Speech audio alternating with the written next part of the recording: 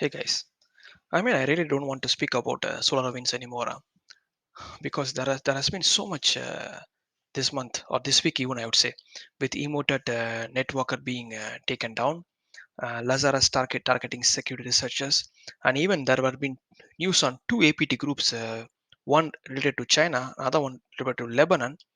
One is APT camera attributed to the Chinese, whereas the Lebanon said APT targeting Middle East and the telecom groups in the UK and the US. But still, the SuperNova WebShell is something pretty interesting. There have been many unclear pointers on the SuperNova WebShell, how it get installed in the system, what were the parameters, etc., etc. And this part, even though the analysis of the SuperNova WebShell is pretty simple, the code is not too complex yet very sophisticated. This kind of unclear discussion in the community made made me to wait to post this video. So what are the unclear pointers is that between this solar wind sunburst and the supernova eruption. If you had known FireEye when they released the the news about the solar winds thing, they published a lot of IOCs and YARA rules for the sunburst malware. Also, they published a, a couple of IOCs for the supernova web shell and a YARA rule for this PowerShell malware they name COSMICGALE. But after a few days, with a lot of comments from the security community, also a clarification from Microsoft, they removed it, saying that this supernova web shell as well as this comic gale is not part of this attack. And I was like, why would you remove it just like that? Still not clear until I read this kind of a quote I would say from one of the blogs saying that the security researchers believed that attackers were actually using this supernova web shell to download, compile and execute a malicious PowerShell script which they named Cosmic Gale. Again, I tried to retroant this Cosmic Gale with the error rule given by FireEye in Virus Total, yet there was no results. So pretty much we don't know what led to what. After a few days, I would say that there was some clarification from research community saying that again awesome contribution from these guys. Kudos to them. They said that this supernova and cosmic gale are nowhere related to this sunburst solar events campaign, and if you were hit by the supernova malware, you need to consider that there has been a new threat actor that has been targeting you. It pretty much was like, what? There have been another guy, another threat actor who's gonna target us. Already there was someone within the SolarWinds stuff. It was like two things, but that's how it is in today's in today's world now. So according to me, the confusion was because of the fact that the supernova was confused with this sunburst teardrop attack chain, because both this where we know that the sunburst was disguised within this Orion app as a DLL, which is the Onion Core Business DLL, and as well as supernova was also inside this legitimate DLL, which is gonna save the logo image for this app web logo image handler.dll. Even though it was this kind of confusion, what was not so clear is that how this supernova got into the system, because we knew that the research from CrowdStrike shows that the Sunpost malware were used at the build level to compromise the Orion code, which they call the supply chain attack. In other words, to make sure this sunburst has been inserted inside this Orion app at the build level of the code itself. Whereas within Supernova, there has been no info until like 1 month, I would say. Like it's what this yeah, maybe 20 days, I would say. How this Supernova got inside? What is the parameter? Until a few days back, there was a report from US-CERT which clearly clarifies what is it. So before going into that, let's actually understand what is this supernova and this cosmic gale. So as you know by this time that supernova is a malicious web shell backdoor written in .NET, and there have been pretty much abundant samples to analyze for you. You just copy the IOC and put up in any um, platform like Virus Total if you have the private account, or even in app.any.run where free samples are now available. You can just download it and start analyzing. Whereas COSMICGALE is nothing but they say that it's a PowerShell malware, a kind of script, but there are no samples for this. At least the script is no available, and there was only a rule for it. Thanks to FireEye for this, but unfortunately the retro and in whereas total showed nothing. Sadly, but I still am trying to check it in the live, and if I get some samples, boom, still now nothing. And if you guys have it, please share. Yeah, the magic from US-CERT, and they really clarified what is this cosmic gale, what is this supernova, and we know that the supernova is this is embedded as a trojanized version of this trojanized version inside this Orion web application module, which is nothing but the logon image under DLL. Still, what was the best clarification here given is that the supernova is not embedded within the build of the Orion platform as part of the supply chain attack.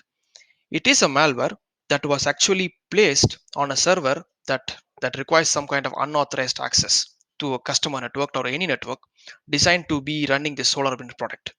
In other words, what they clarified is that Cosmic Gale was actually installing SuperNova WebShell, SuperNova malware in the network. So Cosmic Gale PowerShell script was actually installing the SuperNova malware. How do you know? Thanks to US-CERT.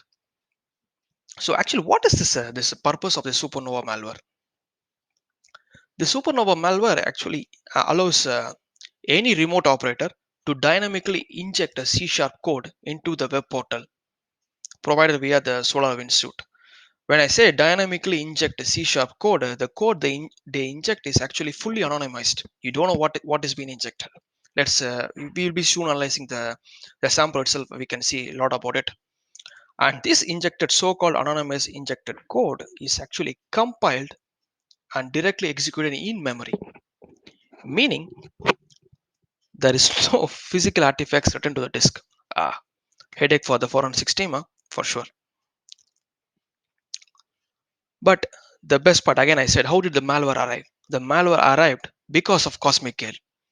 So it is the PowerShell script, the Cosmic Gale, which comes as this base 64 encoded, which decodes it and install this 32-bit .NET DLL into this location init pub SolarWinds app logon image handler. In other words, it replaces the legitimate DLL with the Trojanized version of this app DLL, which is nothing but the SuperNova WebShell. And how the COSMICGALE PowerShell looks, because we don't have any samples, and just this extract which was published in the US-CERT report. So it actually clearly shows that they have taken it from event logs, so they should have done some forensic in the victim's machine, IRN forensics, and it tries to refer this init.pub SolarWinds logon image handler .dlr from some base 64 string it tries to convert, and it also execute within the context of the SolarWinds business layer host.exe. Interesting. So what actually changed in the code? I mean, from the clear version to the malicious one? Not much, not nothing much. If you say in the left hand side, this is the clean version. If you can see that when I try to expand the logon image handler, you can see it has this logon image handler and a class called process request, which handles nothing but the HTTP request. And if you see the malicious one, there has been a new class that has been added, which they call it dynamic run. So this is just one part of the class has been added, nothing much like when you have seen episode 1 or 2 where sunburst, it has a lot of code inside. What is the purpose of the legitimate app web logon image DLR which is present? This module in its legitimate form just returns the logo configured by the user to its various web pages within the SolarWinds web application. So they try to use this simple thing to send some anonymized code in the form of a web shell to compromise is pretty much sophisticated already. So let's quickly analyze the SuperNova malware. I mean, the code is not pretty much complicated, but the way they have implemented it is fascinating to see. So let's quickly analyze the SuperNova WebShell. For this, I will pull up dnspy. It's loading, and inside that, let's just drag and drop the malicious DLL. And good. Let's go inside to let it decompile. Go logo image handler, and pretty much you can see dynamic run, which is the malicious code they have handled. And let's just right click dynamic run to see analyze from where it's been called, and it's been used by process request as expected. So the process request, let's go inside process request to see what's there. And this process request is the class which handles the HTTP request in this context. And this is the malicious code they have handled. They have added, sorry, to the existing one.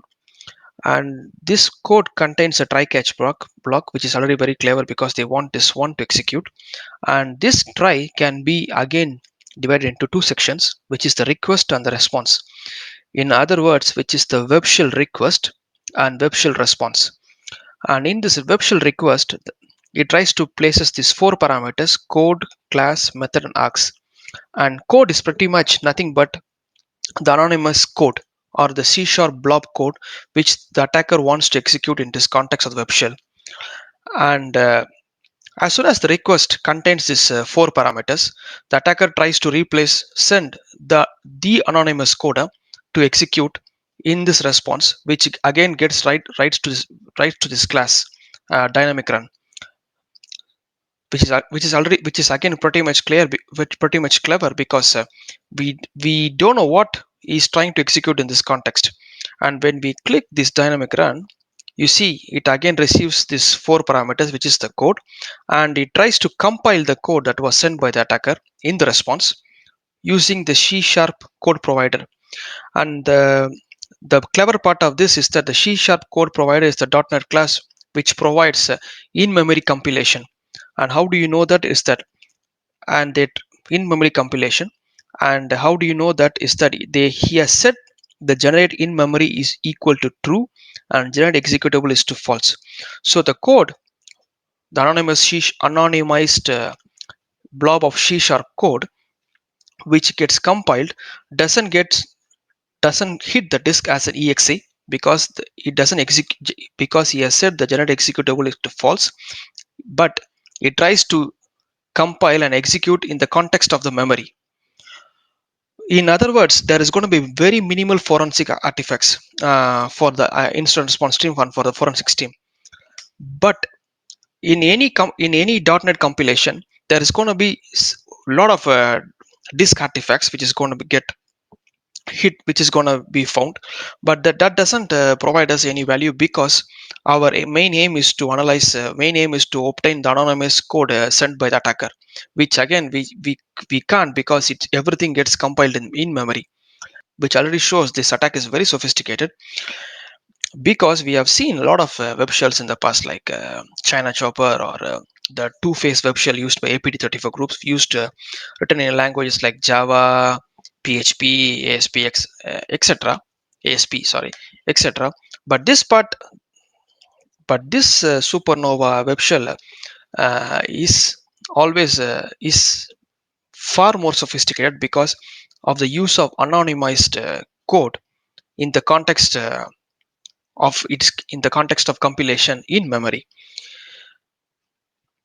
And I think that is much we can analyze because they have added very little code, yet it's pretty fascinating to see what it can do.